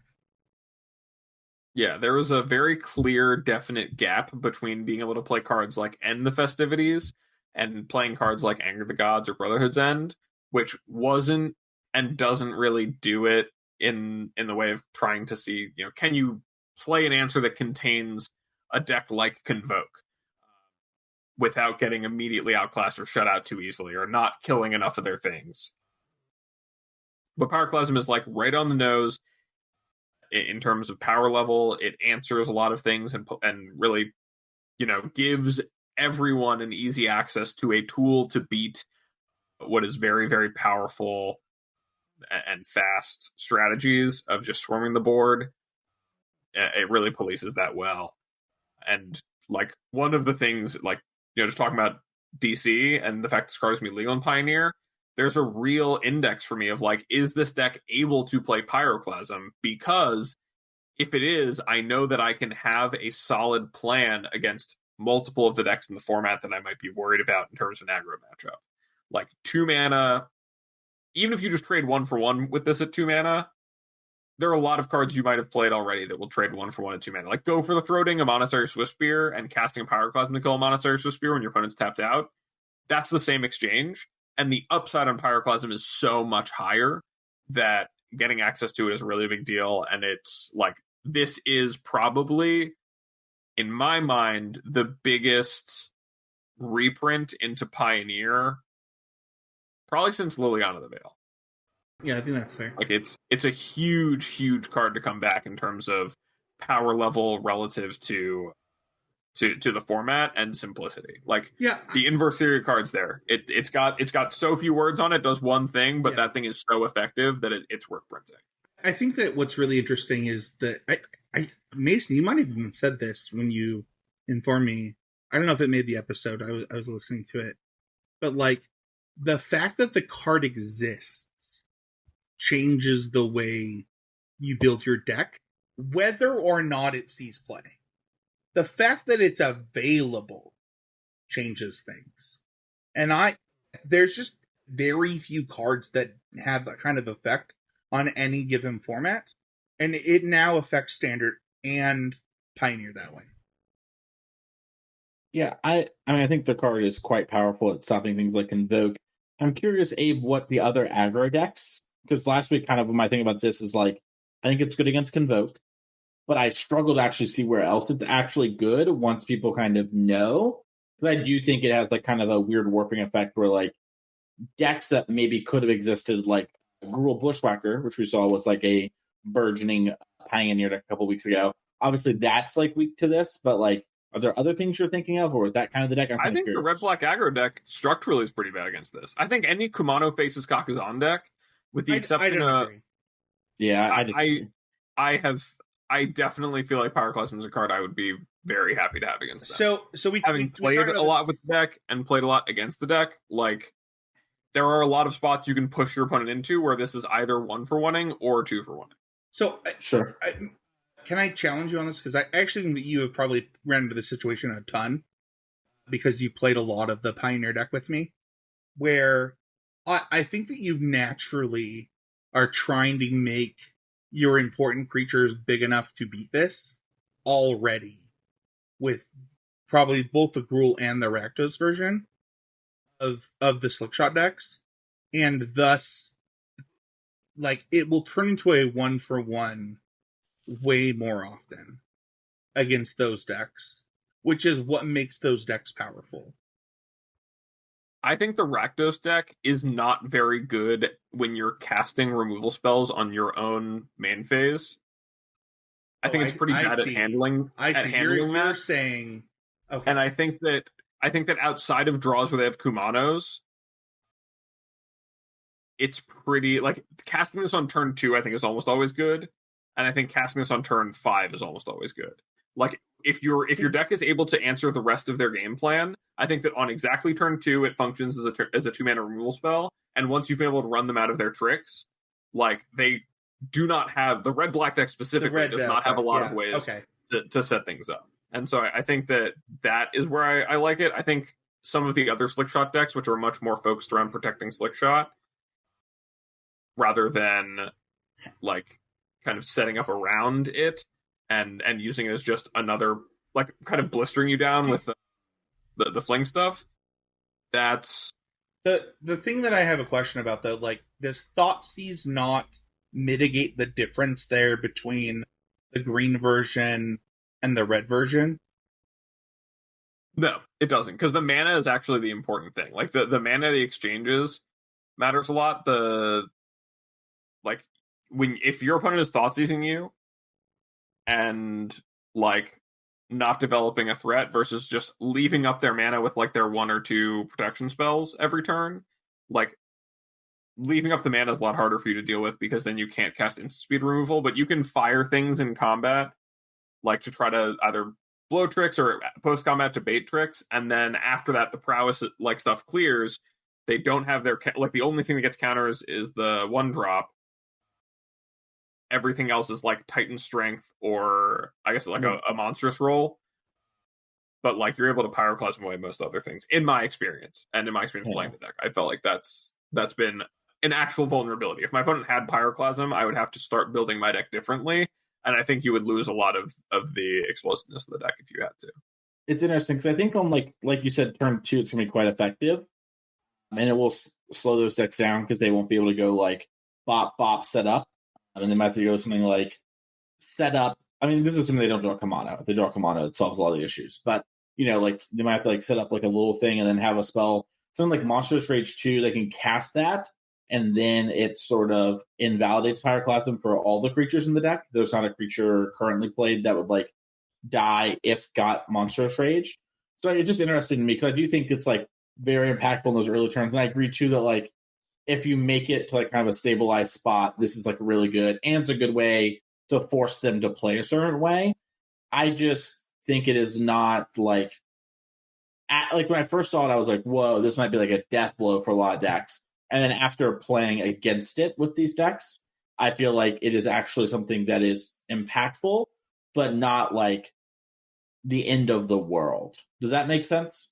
It's like, Yeah, and I think that matches my feelings on it too. Like, I think that the card is a huge decisive blow to the power of Convoke. Like, it's taken Convoke down several pegs in my, like at the Amalia RC, I played Convoke because I felt comfortable with the deck, and I was not entirely certain about playing Amalia, and I didn't have enough time to really get reps in with it, and I thought it was in a similar lane, had a chance, felt good about that choice. It was high on my list of decks to look at in this RC, and since seeing Pyroclasm, I have almost lost entire interest in it, because I just know that there are many decks that can pack a card to beat that, because it is really good at shutting down Convoke and serviceable in so many other places. And that's kind of just my feeling on it. Mason, why don't you talk to us about your next hit? Yeah, so my first hit was the Overlord of the Hauntwoods, which is the green everywhere token card we talked about.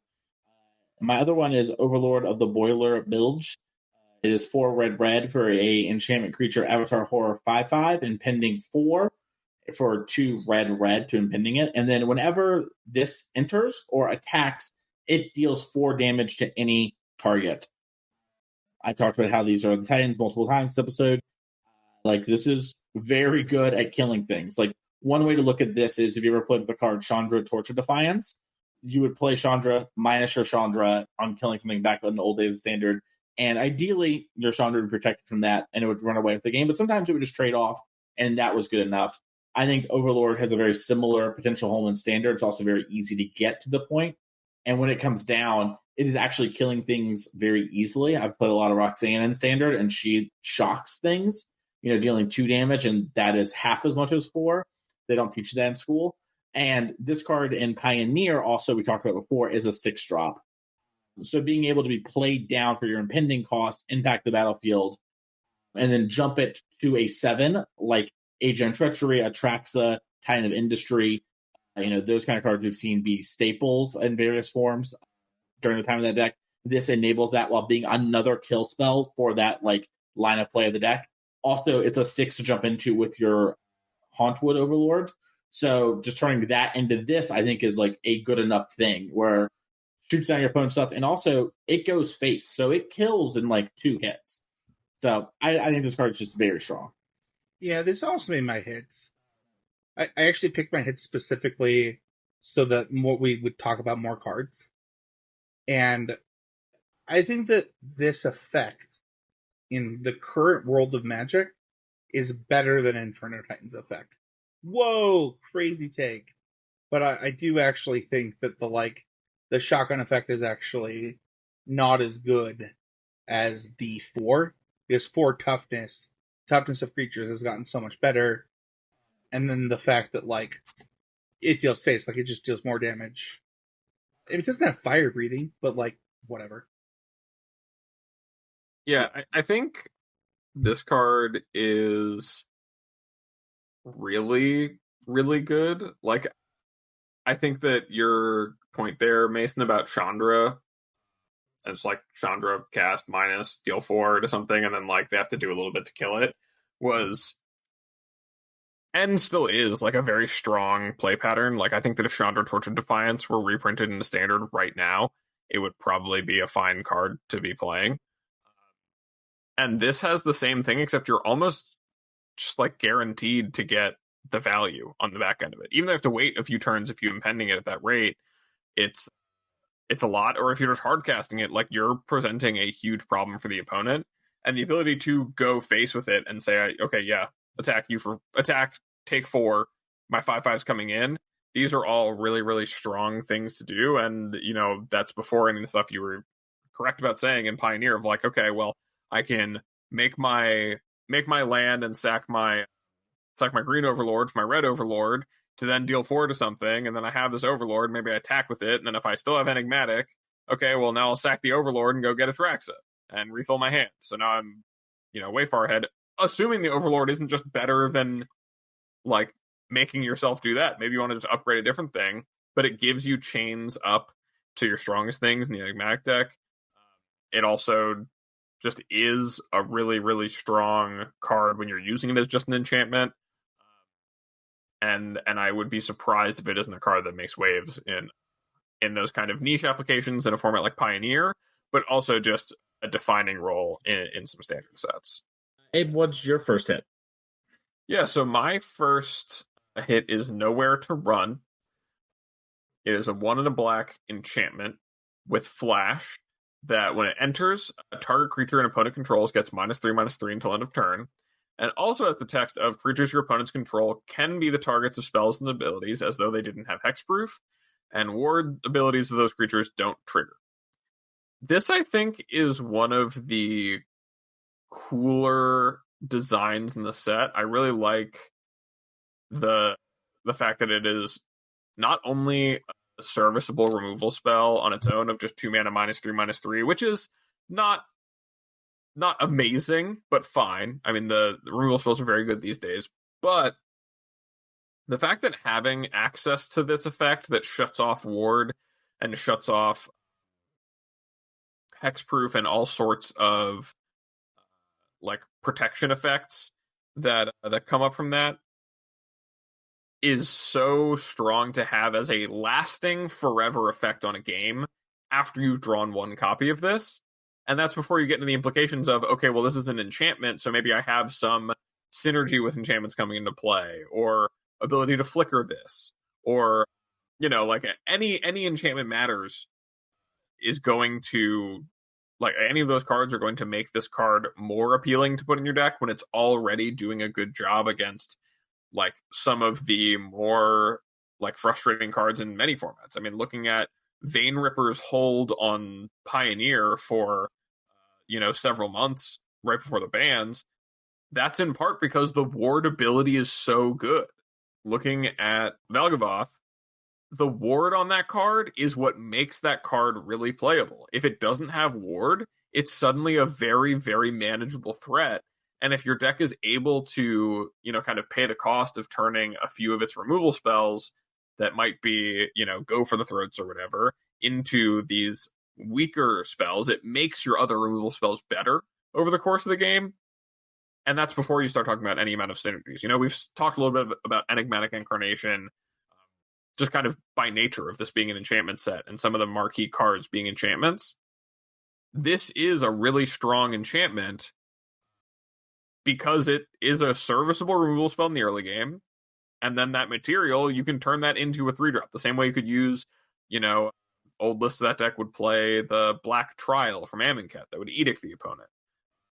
Or it would play the old Black Trial that would edict an opponent, or it would play, it still plays like Oath of Thassa to like Oath of Chandra, yeah. Oh, yeah, Oath of Chandra and Omen of the Sea. That's the other one I was thinking of. Yeah. It just plays these things that generate material and get a card ahead, and this does that in a really effective way that I think is hard to pass up. And it's also Yorianable. Like, there's so many things to like about the card being an enchantment, and the enchantment itself is good. Cards like Graveyard Trespasser, cards like Vein Ripper, cards like Valgavoth, these are all things that really do matter, and there's a bunch of things that are giving ward or giving hexproof in the format. The fact that this being in play turns off, Blossoming Defense, protecting a creature from a target removal spell, or just a lot of things don't work in the face of this, and it shuts off an angle of attack for a lot of decks, I think is really, really powerful. And even if right now, in this moment, this card is not a hit, the amount of ward that they keep printing is right. It will always be growing in how good it is. The more they print ward creatures, and the more the ward creatures get played. So I think that's just a lot of words about why this is probably an innocuous one, but definitely a hit. I love this card a lot, and it kind of, the reason I love it, I think that a lot of our podcast listeners will appreciate, is that it reminds me of the time when cards were designed for limited constructed and then ended up being commander bangers. And I think that this card is going to be loved by commander players while being designed to fix problems in constructed formats. Yeah, the card is just very strong, and as they print, like you said, a stronger ward, I want to print stronger protection spells and maybe have those actually be things that you can print on cards, because hexproof is a really fun mechanic for the person controlling it, not for the others. So giving players an out to that lets you do things like your earlier white enchantment, right? Like Light Pause now, not having that, and it's like, well, I do have to draw A plus B, but at least I can A plus B on a card that's like fine enough on rate is really huge. It does have these other synergies. So I like the card a lot. Yeah. My other hit, rounding out the Pick 2 set review, is Screaming Nemesis. This is a 2 and a red, 3/3 with haste, a creature spirit, that when it's dealt damage, it deals that much damage to any other target. If a player is dealt damage this way, they can't gain life for the rest of the game. So this answers a lot of Heezy's woes about the Leyline decks, but the card Boros Reckoner, which was a slight downshift in cost from the card Spitmare from Eventide, just the effect of dealing damage equal to the amount of damage dealt to a creature is already so powerful on its own, without even getting into the fact that it is, like, on a body that is worth playing. Like a 3/3 with haste having this, back in Return to Ravnica and that block, 3 very cost restrictive mana to play this effect on a 3/3 that could gain first strike was amazing. People were bending over backwards to put the card in their deck because it was so effective. And while that isn't the reality these days, when it's a card in 2024, not a card in 2012, but the same potential to have this deal a disproportionate amount of damage with its trigger, the same way that it doesn't really get blocked effectively unless the blocking creature has no power, the way that if your opponent trades 3/3s with this, you're still guaranteed to get the damage in, and your opponent never gains life again. All of this makes this a card that is hard to ignore in terms of its power as a threat, especially for any deck that is a red aggressive deck looking to close the game. It gives a deck, even without having to play additional burn spells, a form of reach in taking away the opponent's ability to pull away in life total, and also, guaranteeing that you're getting damage across. And that's a lot to do on like a 3-mana 3/3 haste. Like they have printed a lot of 3-mana 3/3 hastes, and in past on the show, I know I've given Mason some grief about 3-mana 3/3 hastes with different lines of those text, but this one I really think pushes the envelope a bit in a way that, like, we might not have exactly Blasphemous Act, but looking at the set before the show, there's a card you can reveal a creature from your hand and deal damage equal to its power to a creature, and there's there's an 18 power creature in the format. So, there are things you can do to make this combo pretty effectively, and I think it's got a lot of potential to go the distance. I don't know if you guys feel like this card is going to slot in as well as I do, but just to make sure it's clear to the listener, for them to no longer gain life, it has to be damage done by its ability, not the card itself in combat. Yes, that is true. I just want to make sure that was clear, because it's very confusing on first read. Like, I know that I missed that, and it's hard over the phone sometimes to take things up. That being said, I still think the card is good. I just wanted to kind of clarify that.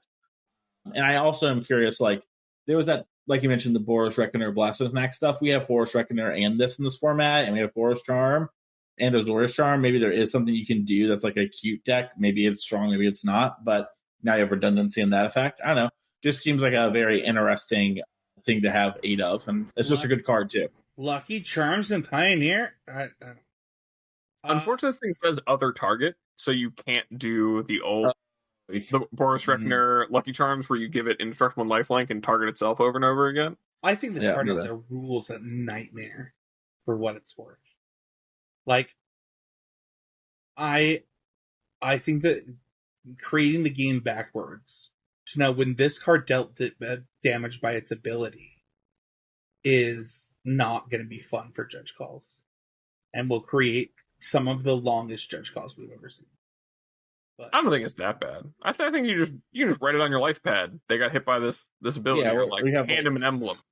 Yeah, you like have a thing where you have like the full art version of this card you give your opponent. I honestly think the Green Overlord's worse. Like, the reason I hate the Green Overlord from a design standpoint is like from the token. Yeah, like you have to have the token. Some people use dice. Like, it's like, oh, this one was tapped, no, this one wasn't. Oh, I didn't know. Yeah, the Green Overlord, you definitely have to have like a actual card. Having doppelganged lands before, like for the RC, like that was miserable, and I think that is probably I didn't derail us like this, but like I think this card is good. That's my thoughts. With those thoughts, that nice card rounds out our pick 2 set review. No always improving this week, as we just did this whole pick 2. It's been a long episode of talking about cards, and we'll be doing more of that. Any final thoughts regarding the set? Anything you guys feel like you want to say about Duskmourn before we let it loose into the world? I just had more fun than I thought I would. Like I said, like this was the least excited I'd been about a standard legal set probably my entire time playing Magic, and I had a lot of fun on this pick 2 set review. It shows that like Magic can be kind of this medium that makes you excited about things regardless of the context, and I'm excited to play with these cards. So yeah, I wonder if this set's just Eldring too. Like, when it comes to the context of standard, I don't think it's like as messed up with Oko stuff in the older formats, but like when I read this set and think about standard specifically, there's just a lot of incredibly powerful cards that feel super warping, and I can't tell if that's like the new era design standard, and like maybe I'm just caring more about standard now than I used to, but it feels different. And like there are just a lot of cards that are very strong and very pushed. And I don't think it's not like Once Upon a Time bad, but there might just be a lot of things where it's like, oh, we're really suffering for this from 3-year standard because of these cards in a similar way. So, but yeah, I think that's cool. I definitely think that it's interesting to see this set come out knowing Foundations is coming, because there are some best-in-class versions of really staple effects that are just kind of like innocuous designs. There's like a quench where if they pay the mana you surveil to that we didn't even talk about. There's a lot of really neat, like even at the commons and uncommon levels, there's a lot of really good designs that are really good. Like they're clean, they're simple, they're effective, they do the thing, and they're probably the best ones you could play right now. And so it is interesting to see how that might raise the bar. I want to highlight that because like I actually tried to put more commons and uncommons in this pick too that I normally do because of what you just said, Abe. Where it was like, yeah, we could talk about like these broken mythics or whatever, but like just the card quality is kind of high in this set. Yeah. The average journeyman card does a lot. I low-key worry about like the pick your poison era of Magic, which is kind of like where I first really saw this, which is also with the release of play boosters. And this is them, 4 sets into play boosters, 5 we kind of MH3 when it comes to design. They're starting to understand it. And I think pick your poison to me is striked as like oh dang, we decided to do this probably at the last second and we have to change this card and it's really strong now.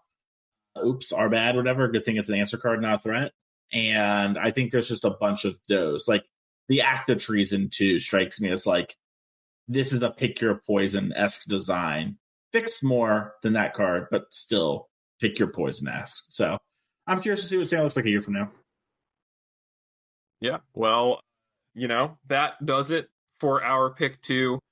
Like I said, Noah is improving. Patron question, you'll have to get those in for next week, patrons, because we're not doing that. Talked enough about Magic already. Can I give a soccer update to the podcast listeners?